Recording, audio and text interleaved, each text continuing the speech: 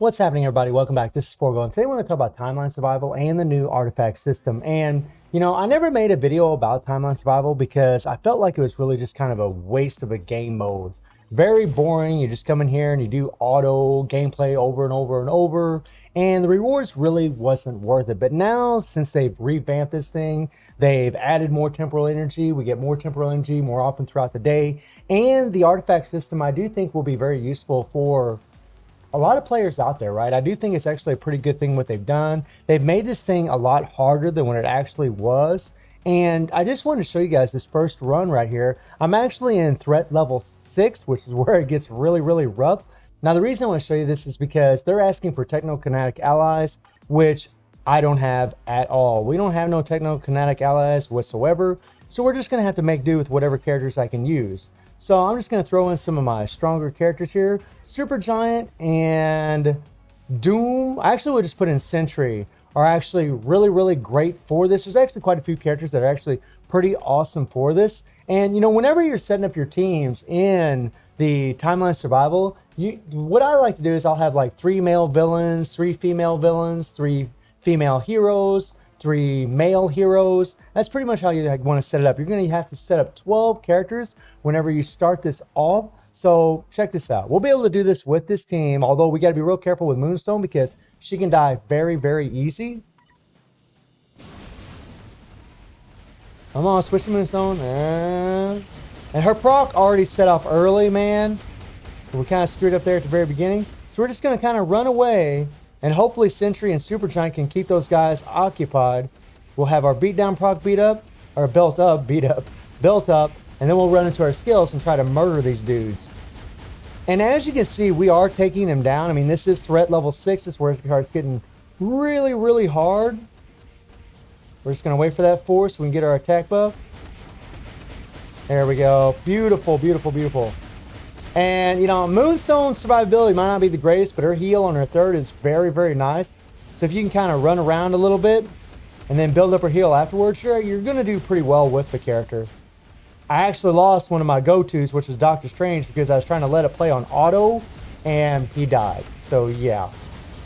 You definitely don't want to keep it on auto, especially when your threat level is at threat level 6. Bad idea, bad idea. All right, and now we're just down to Iron Man. Come on, get away, get away. Now, if you don't have a very good device, you might want to turn down your settings because this will cause your device to lag. There is a lot of animations going on here, but as you all just saw, we were able to defeat it. Now, you're going to be getting these survival tokens. These things are going to allow you to buy buffs throughout the entire timeline survival battle, right? Whenever you're on this chessboard and you're going through here, you're going to be able to use those survival points or tokens to go ahead and buy you some buffs, which is pretty nice. And obviously the idea, and a lot of you already know this from watching Cynic Alex's videos, shout out to Cynic Alex, is that you want to go to the purple ones. You also want to go to these bosses right here because you want to get these celestial essence. Those things are very, very valuable because you're going to take those resources to actually get artifacts, which is pretty cool, man. I kind of got screwed up a little bit. We got some empty slots down here, but that is what you essentially want to be doing, man. You want to be going to the bosses, you want to be going to the purples, you want to be building your buffs that cater to the characters that you're actually using. So like right here, maybe I would go here just because I want to kind of empty this out and keep moving along. Maybe that wasn't the best choice. You'll also be able to buy more temporal energy throughout going through this. Like, I've been able to play this over and over and over. I didn't even have to wait for any amount of temporal energy to get reset on the countdown. I could actually just buy some with those survival tokens. So you actually, whenever you start getting these higher levels, you can actually get through it pretty quick. I kind of wish I wouldn't have clicked on that. I mean, now they're asking for speed types, and human characters have an advantage. So obviously a character like Luna is going to be freaking amazing for this. And she's my only speed type available, which is kind of unfortunate, but we're still going to go ahead and put human characters in there. So we'll go ahead and put Sentry in there, and we'll go ahead and put Doom in there, and let's see if we can get it done. Now, obviously, when you face boss fights, those are going to be the most difficult of all. I'm going to go ahead and switch to Luna because she can die very, very easy. Like, super easy. But Yeah, murdered pretty damn quick. So if you do have a character with the right requirement, you get pretty insane damage. Nice, and 7 survival tokens. Very, very nice. And then you have like these shopping icons. Like if you click on that thing right there, enter into there, and it gives you the choice of buying these items. Now you can buy Celestial Essence, which I would highly advise doing. And then you can buy whatever else you want, like increases inhuman races by 12%. So if you're using some inhuman characters, this would be a really good buff. Then we have another one, increase supervillain faction HP by 10%. So if you want to increase your survivability, you can use your survival tokens. I have 747 of them right there. You can actually queue this up and increase the HP for your supervillain characters, which, you know, I am using. You know, I do have characters like Mephisto and Null on the team, Supergiant, Proxima, and so on and so on and so on.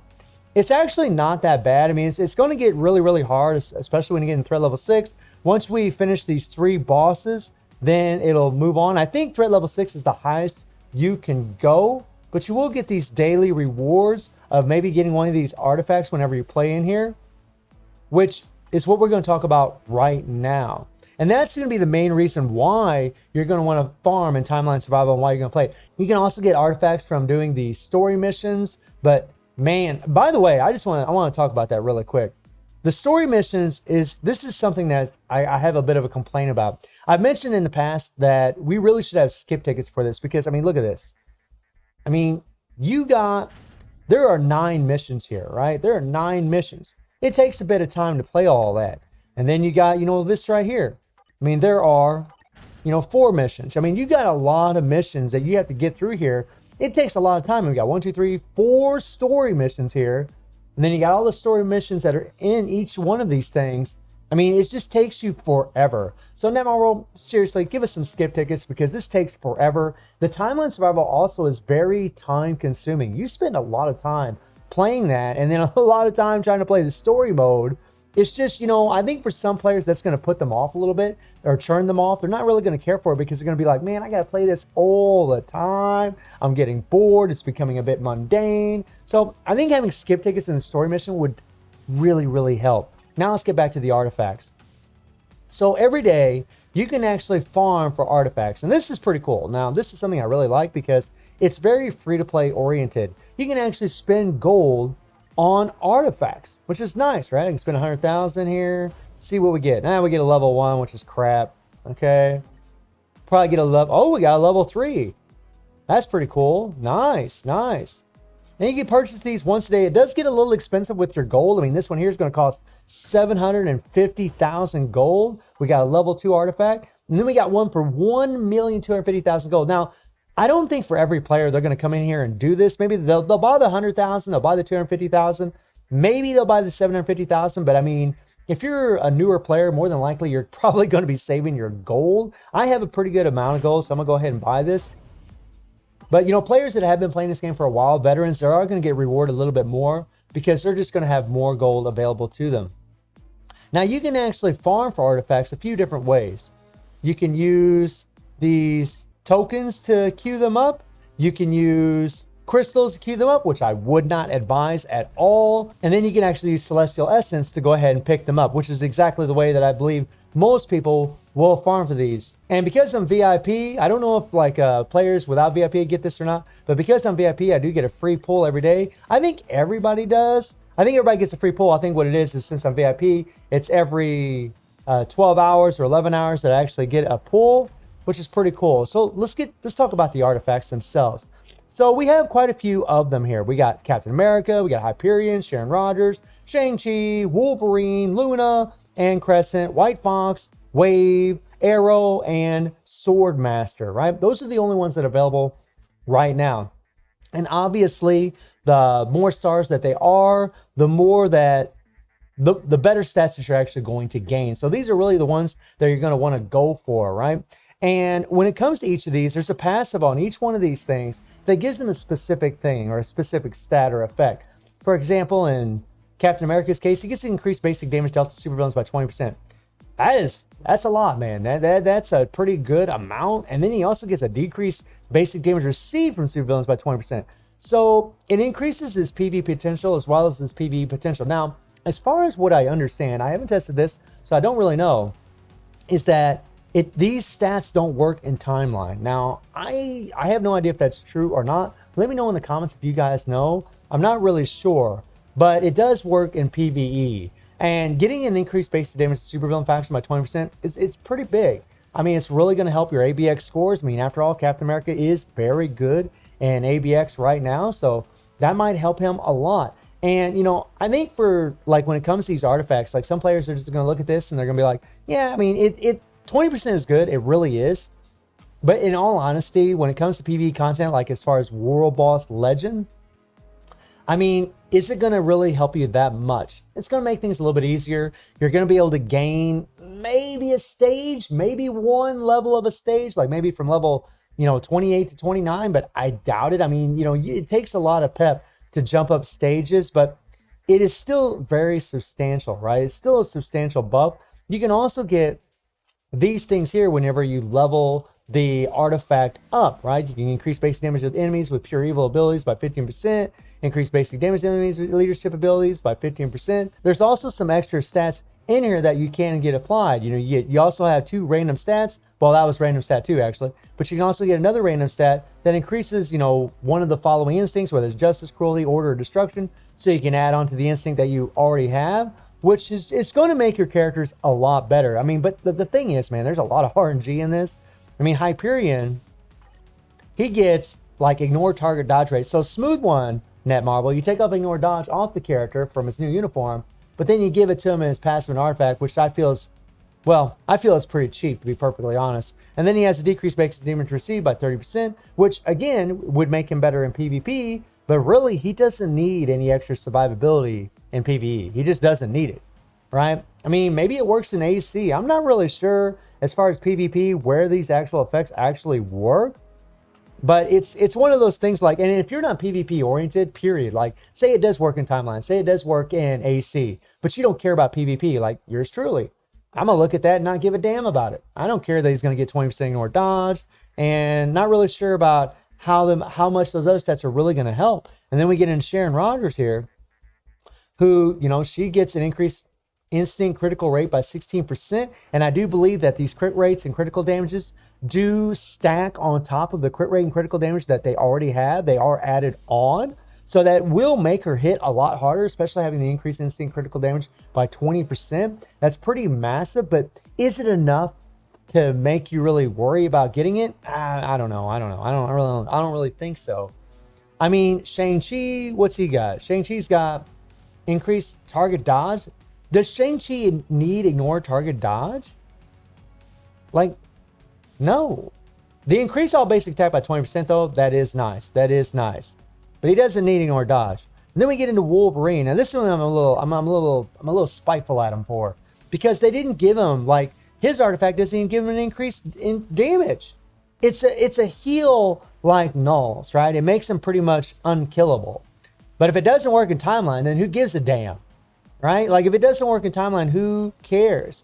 Now, again, I don't know if it does or not. I'm not really sure. It's not something that I've seen tested or that I've tested. I mean, I haven't been able to test any of these because I don't have any of these things. But, I mean, if this does work in timeline, it will make him an unkillable god. But if you don't care about timeline, you don't care about PvP, then you don't really give a crap. Why didn't they give this guy, like, some increased basic damage? That's my little mini rant there for Wolvie. Luna here's got a real interesting one where you can increase your cold damage by 50% of cold resist. So what they've done here is they've actually made it more relevant for you to have a lot of cold resist on your cards. The more cold resist you have in your cards, the more cold damage she's going to have. It's going to make her a lot stronger. That's an interesting one. Crescent, she gets this increased basic damage to supervillains by 20%. Why didn't Wolverine get something like this? That would have been pretty nice. And then an increased basic damage to superhero faction by 20%. So she gets the damage to superheroes and supervillains when she gets hers. And then White Fox, who I actually have a 3-star of, she gets this recovery HP by 20%. Again, this is only going to be useful in PvP. This is a character that you're not really going to play in PvE, right? She's mainly just a support. Even in her new uniform, I think most players are just going to use it for a support for the most part, although I'm sure there's some exceptions to that. And then we have Wave here, increased base attack by 20%, 25% or whatever. That's not going to be enough to help her out. Arrow, it's going to be the same thing. I mean, it's, you know, this applies itself. 50% chance to ignore all debuffs received. It'll make her better in PvP. She gets a 20% increase in basic attack. Again, it's just not going to be enough for a character like that. I mean, she's honestly pretty weak. And then Sword Wave, or Sword Wave, Sword Master, Sword Wave. Sword Master, I mean, he gets an increase all basic attack by 12%, but I mean, it's not, you know, it's not going to be enough, right? It's just, that's the thing about the artifact, guys. It's like they're not overpowered by any means, which is a good thing. That's a good thing. It's just, like some of these, like Captain America's, I think is going to be really useful, but some of these just, I'm not really sure about. I don't really know how much it's really going to help you, you know? And the fact that it does take, that timeline survival is so time consuming, I don't know. I mean, it's going to be, I think you really should farm in timeline survival, and you should get as many of these celestial essences as you could. And you can get celestial essence from timeline survival, but you also get them from going into artifacts here and then dismantling these. Now, you know, everybody's going to tell you guys that you should dismantle the 1-star, the 2-star, probably the 3-star. I mean, really, I'm going to probably dismantle everything unless it's a 5-star. I'm not keeping these things. What for? I'm not, like, having an extra increased instant critical damage by 3%. And what's that going to do? That's not going to do shit. You know, and then, you know, I mean, you can level these things up, but I don't really know how much of a difference it's really going to make. It's going to make a little difference, but is it going to make a big difference? Not really. But again, I mean, that's a good thing because you don't want too much power creep.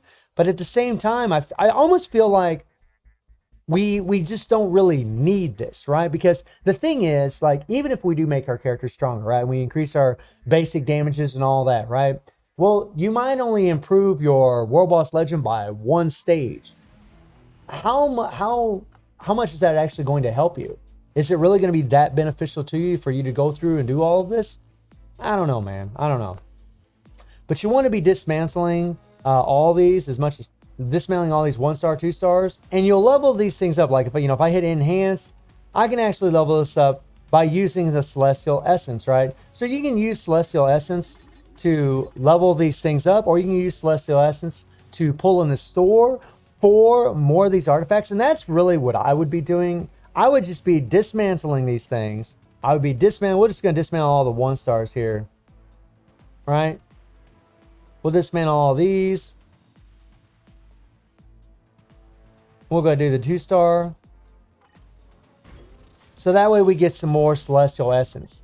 That way we get more of these babies. We can go back in the store, and then we can just try to pull for a 6-star artifact. That's the route that I'm going to go. I'm not going to equip any of these artifacts or none of it unless I have a 5 or 6-star artifact. That's the only way I'm going to do it. I just think it's kind of a waste to do anything other than that, because I don't really think your characters are going to benefit that much from it. I don't think it's going to be substantial enough to really justify even doing it. But, you know, again, you know, I'm just not 100% sure about, you know, certain artifacts actually being effective in timeline, like certain PvP game modes. You know, some people tell me that they are, some people tell me that they're not. I don't really know. Again, I haven't tested it, so I'm not really sure. But I would recommend people farming in timeline survival. I would recommend them trying to get as many celestial essence as they can. And because we know that they're going to bring more artifacts in the game. And we don't know what kind of effects those artifacts are going to offer. That's the thing. We have no idea. I mean, really, at this point, when I look at all the artifacts that are available in here, in the chest here, I personally would just save all my celestial essence until we get some more relevant artifacts. I mean, don't get me wrong. There's some in here that's really good. Like Luna's is good. Captain America's is pretty good. I mean, and then it's just a matter of opinion as to whether these other ones are going to be good for you. But it's going to be an RNG crapshoot. I mean, you could pull in here and you could get whatever, you know, you get an artifact that you really don't even care about. And I really think that, you know, just my humble opinion, that you should just farm as many celestial essences as you can, dismantle as many as the 1, 2, 3-star artifacts as you can, so that maybe in the future there's going to be another artifact that's going to come for another character that's going to make them a whole lot stronger. But really, I think for a lot of players out there, it's not going to be really that relevant. I mean, to be fair, guys, I really don't think it's going to be that relevant for a lot of players. I know for me it's not. I mean, I will be farming and I will be playing in timeline survival because I do think that in the future it's probably going to be more rewarding. But right now, it's just not going to be that big a deal. But for some of you out there, maybe it will be a big deal. So let me know how you're all feeling about the timeline survival and the artifact system. And I do stream on Twitch at 9 p.m. GMT plus 7 time. The link is in the description below. And I hope you enjoyed the video. Thank you for watching. Y'all take care and have a good one. See ya.